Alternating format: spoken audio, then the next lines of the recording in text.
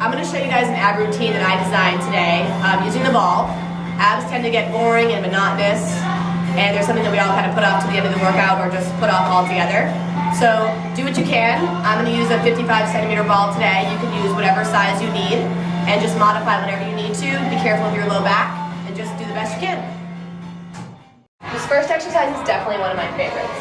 You're going to really lift that leg off the ball, tap the floor, keeping your abs in super tight, using your arms to help you stay stable.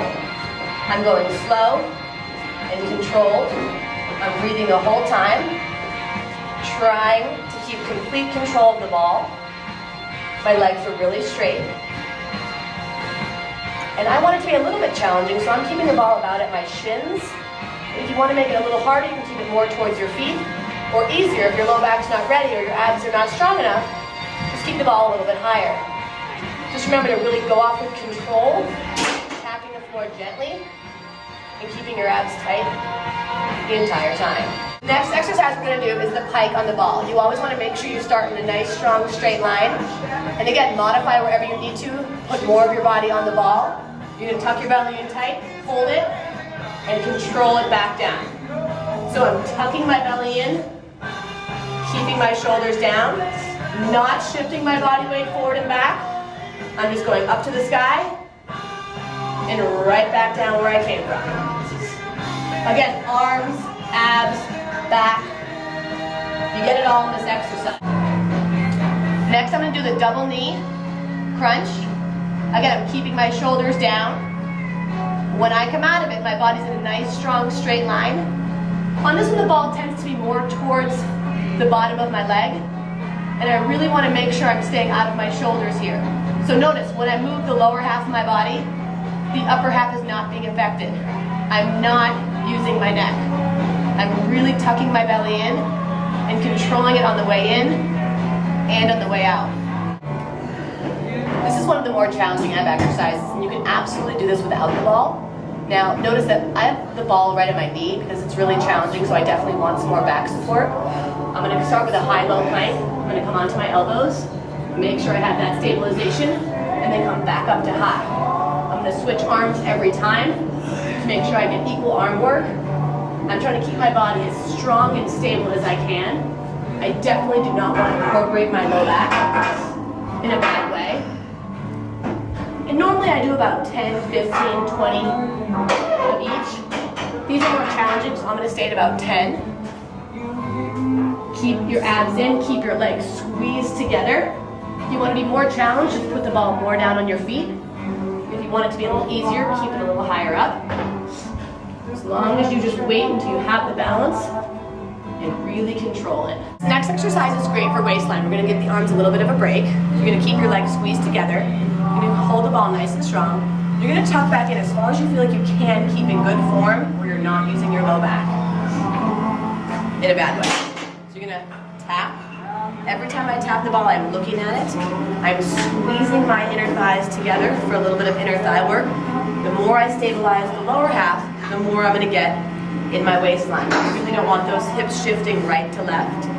I'm really turning from my obliques, looking at the ball. If you want to be more challenging, tuck a little deeper. Or if you don't feel like your back's ready, just don't lean back so far. This next one I know pretty much everyone has seen before. What I'm going to do is I'm going to reach up and grab the ball. I'm going to open both sides. And I'm going to put that ball right back between my feet. I like to relax my head and neck after each one, because if I don't, it tends to get a little too sore.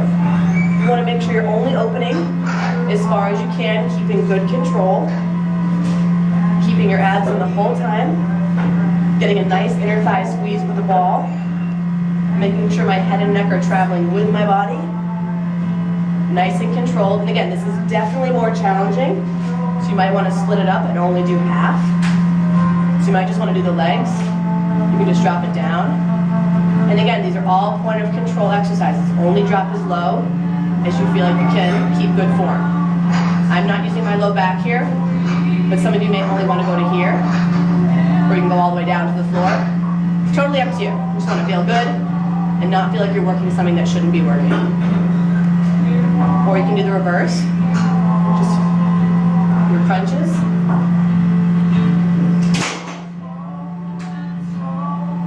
legs strong and steady. Just kind of work your way into it. You can always split up any exercise. Again, just modify until you're ready.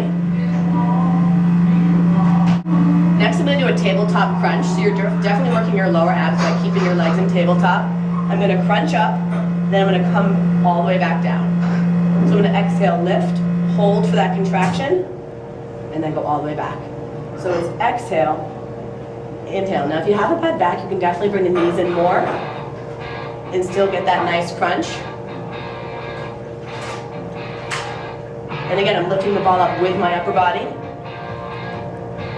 The ball's traveling with me, not before, not after. I'm really lifting my upper body off the floor, looking at my belly button so I don't use my neck. Trying to keep my knees squeezed together for that inner thigh work.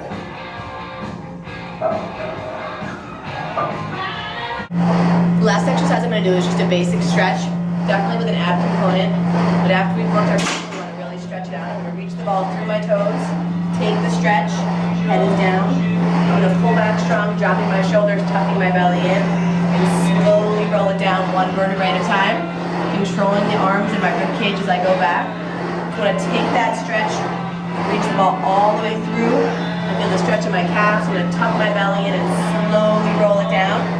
And again, you can do as many of these as you like. At the end of the workout or in the middle, you're going to reach through.